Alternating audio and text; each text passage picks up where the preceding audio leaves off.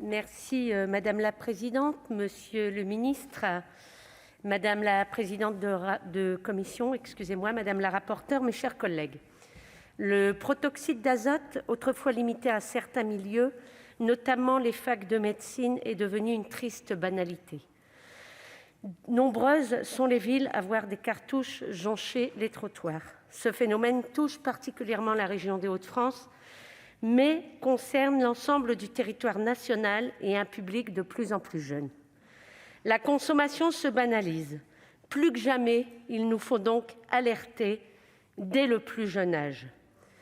Nous le savons, l'expérimentation, dans un premier temps, peut s'avérer et se transformer chez ces jeunes en solution du mal-être et peut devenir le moyen pour supporter une période difficile.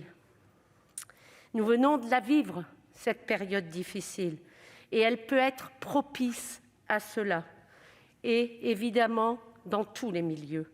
Plus que jamais, il nous faut donc favoriser la prévention.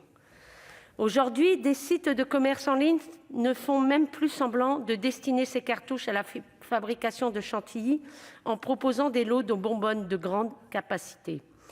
Si, comme moi, vous faites l'expérience d'effectuer une recherche sur Internet en tapant « gaz hilarant », une alerte publicitaire s'est affichée indiquant « Oubliez les soirées ennuyeuses, essayez le gaz hilarant, livraison à domicile en 30 minutes, notre épicerie vous garantit une soirée pleine de fou rire ».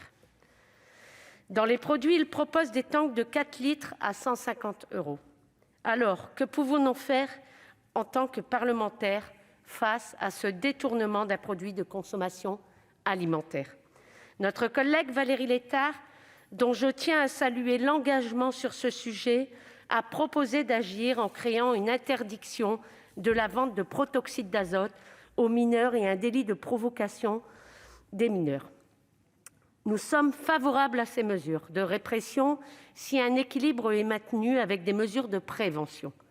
Les mesures de restriction sont nécessaires, mais parfois inefficaces si elles ne sont pas accompagnées d'une politique de prévention offensive. L'outil le plus efficace pour sensibiliser les jeunes sur les effets du gaz hilarant et de son usage demeure un discours de santé publique qui informe sur les risques de la consommation de ce gaz. En faisant appel à des jeunes formés sur les risques du protoxyde d'azote qui vont à la rencontre d'autres jeunes sur les lieux de consommation connus.